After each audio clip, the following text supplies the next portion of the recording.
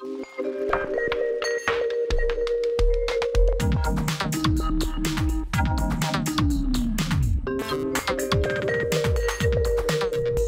valdi nám í opinberri stjórnsýslu af því mér langaði til þess að fræðast enn frekar opinbera geirann. Mér langaði til þess að efla sjálfa mig í starfi og mér langaði til þess að auka tækifæri mín til þess að færa mig á milli stofnana. Ég valdi nám í opinberri stjórnsýslu til þess að styrkja stöðu mína á vinnumarkaði og bæta við með þekkingu, fyrst og fremst. Það sem gerir námið hérna hjá okkur í opinberri stjórnsýslu merkilegt og áhugavert að það ekki síst breiddin í nemendahópnum sem kemur til okkar, bæði aldri og reynslu. Þetta fólk sem kemur mjög víða að, það kemur úr skólakerfinu, það kemur úr heilbrigðiskerfinu, sumir hafa verið í ráðuneytum, í minni eða stærri stofnunum, margir starfað út á landi og svo eru auðvitað alltaf einhverjir sem eru að koma beint úr BA-námi.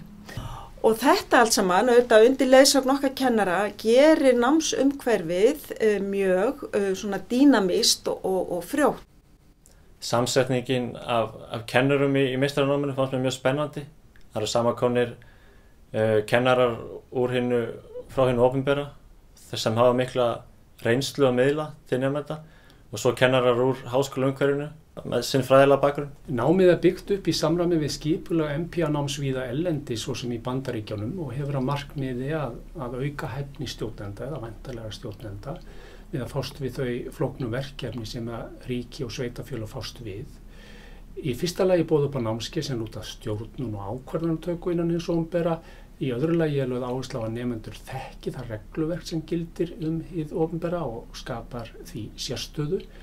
Og að lokum eru kennd námskeið sem að lúta hæfni nemenda til að greina hinn ýmsu úrlausnarefni innan hins opinbera.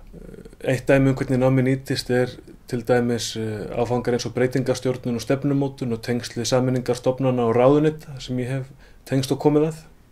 Nemendur segja við mig að það sem þeir fái hér út úr náminu, að það sé ný sýn á opinbera geirann.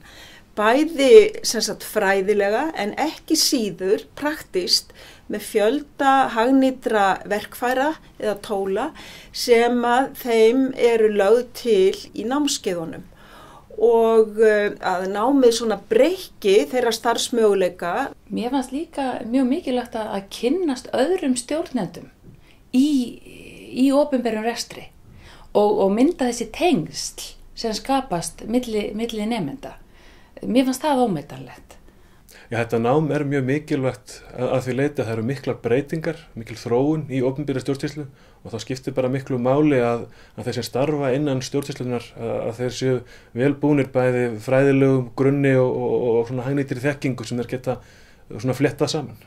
Starfsnámið hefur mér fundist mjög áhugavert en ég hafði tækifæri á því í meistaranáminu að fara í starfsnámi innanríkisráðuneytið og þar náði ég að setja það sem ég lærði í kennslutímum og kennslubókum í samhengi og þar öðlaðist ég gríðarlega mikla reynslu sem ég þarf að búa lengi af. Mér finnst bara það var áhugavert að kynnast í hvað fæið sem slíkt skemmtilegt og kemur víða við og námið líka ofboðslega metnaðarfullt. Kennararnir eru fróðir, þetta fólki sem leitaði til í fjölmiðlum til dæmis.